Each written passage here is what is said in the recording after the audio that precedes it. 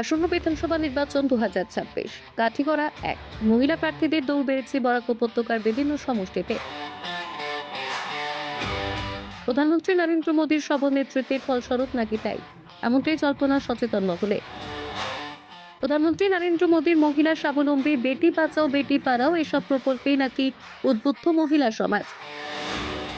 কেন্দ্রে গেরুয়া দলের শাসনকালী রাজনীতির আঙিনায় মহিলা প্রার্থীদের দৌড়ঝাঁপ চোখে পড়ার মতো, যা এবার বরাক উপত্যকার বেশ কয়েকটি বিধানসভা আসনে চোখ রাখলে এমনটাই পরিলক্ষিত হচ্ছে।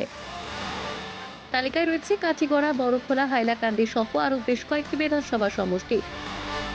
আর মাত্র কটা দিন বাকি দৌড়ঝাঁপ তুঙ্গে সবকটি বিধানসভায়। রাজনৈতিক দলগুলোর ঠিক পিছিয়ে নেই দলীয় টিকিট প্রত্যাশীরাও।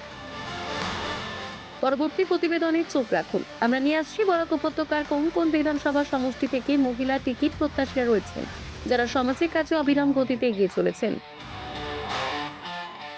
নিউজ ডেস্ক রিপোর্ট, যুব বিচিত্রা ডিজিটাল।